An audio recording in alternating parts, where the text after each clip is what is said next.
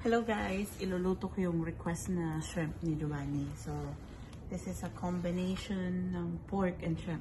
Hindi ko magamit kung paano niya ginagawa yung parang susunod yung camera.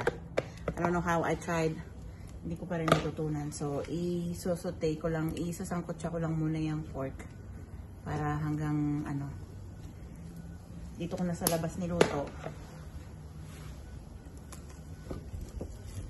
Yung mga ingredients natin guys, ayan, may pork, meron ako ditong chopped garlic, chopped onions, bay leaf, and then you could use this one or yung isang klase, that's soda guys. And then I have oyster sauce, and then I have serrano chili, and meron ako ditong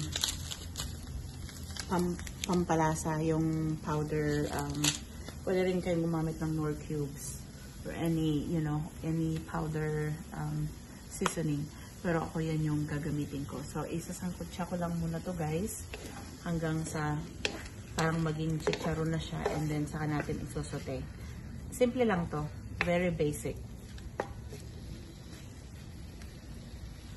Very basic. So, balikan ko kayo mamaya pag nasangkot siya na yung meat.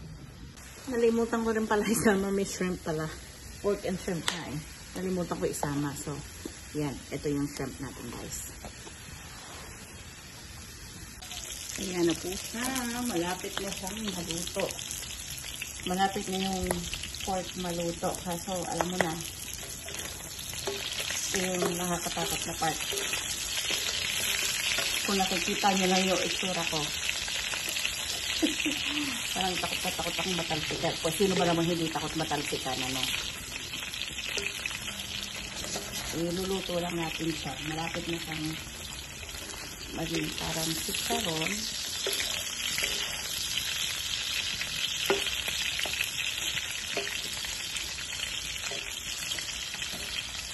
Ayan. Ayan lang din natin siyang ganyan.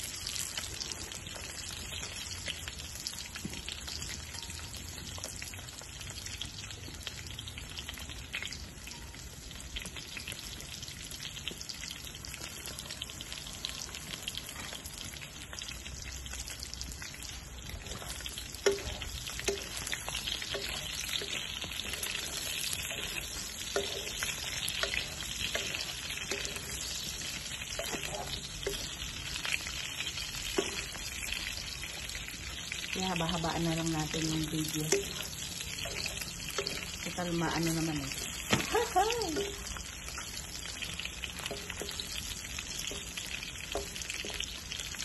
Ganyan lang muna. Yung mga couple minutes pa.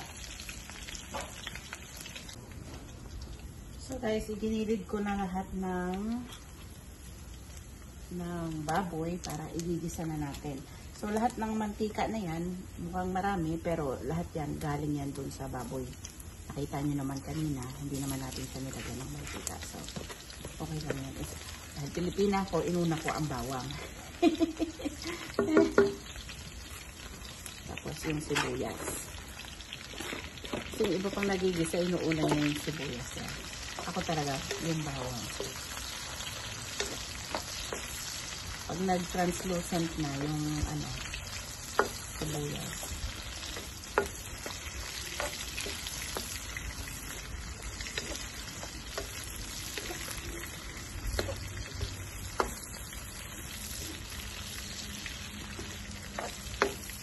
In this channel guys, I tackled everything as a family. Like, you know, when I cook for my family, when I garden, when I do cooking, everything that I do for my family. So I tackle it here. So you might get confused. Like, basically, this is like a family channel, guys. Like, everything that we do, not just cooking or just gardening. No, it's everything that we do as a family, or everything that, you know, goes in our family. That's why I tackle in this, like how I help my husband save up a little bit.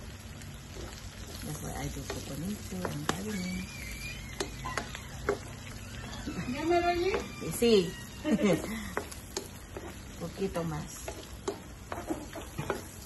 So, yan na. Ilalagay na rin natin yung bay leaf. And then, yung ating sili. Yan.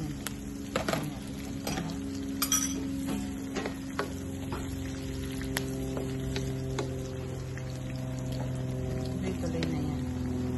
So, mabilis lang to, guys. Siguro to. Inihalo ko na kasi, ano na. Ano siya. Hindi ko masyadong dinamihan yung sili kasi si Giovanni natin like spices.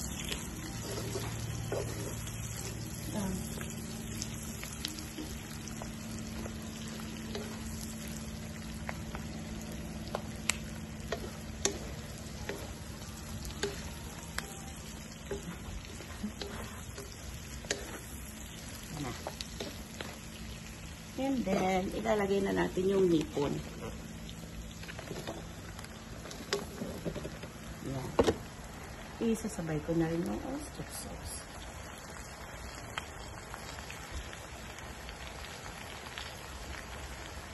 Yung ako, guys, pag nagluluto ako, wala talagang certain amount. It's up to you. Like, it's according to your liking. Yan. Na, may oyster sauce. Ganyan lang. Ayan.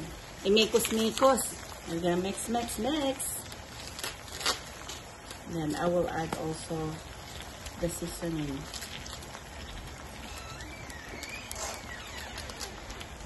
I have sea soy, so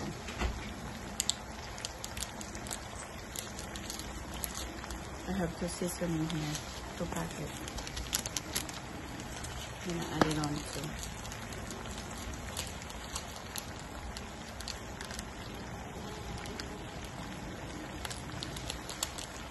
Halo-haloin lang natin yan. We're just gonna mix. Mekos.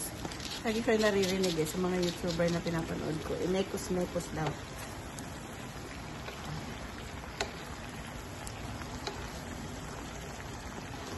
Then we're gonna add on our soda too. So that it'll be easier. Oh, my Lord. Alright. Ganyan lang po yun. Lahat ko na. Marami naman kasi yung shrimp eh. Lahat ko na. Saan ko yan natutunan, guys? Invento ko lang yan. Kung meron man yan, I don't know. Don't judge me. Yung husgahan yung aking pagluluto. Kung may nakita man kayong ganito na.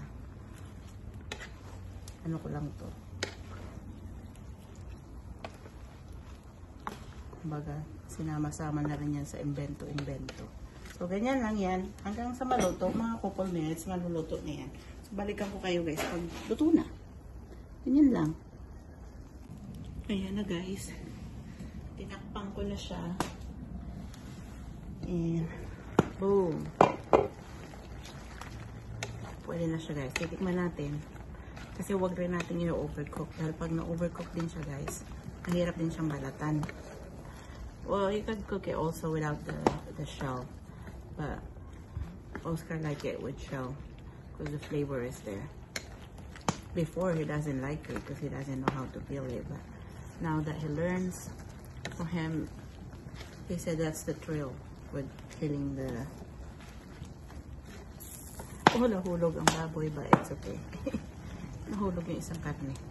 It's okay. So ayan na. Ready na. Atin na siyang titikman.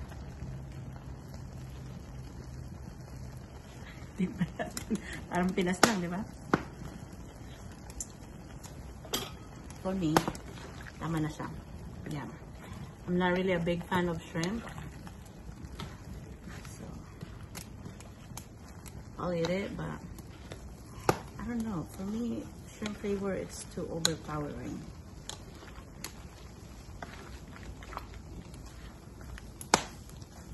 It's good, but it's not like I'm gonna crave for it. This is my boy's request. So we're gonna pull it out from here. That's ready. So that's it, guys. Simple. I'm not gonna say it's affordable because it's not. It's kind of expensive, but we're celebrating an occasion, and then Giovanni requested it. So I say, might as well. Why not? So that's it, guys. That's one of my you know, favorite recipe of my boys that I cook. Shrimp with pork. See you again, guys. Thank you. Hope you like it. Bye.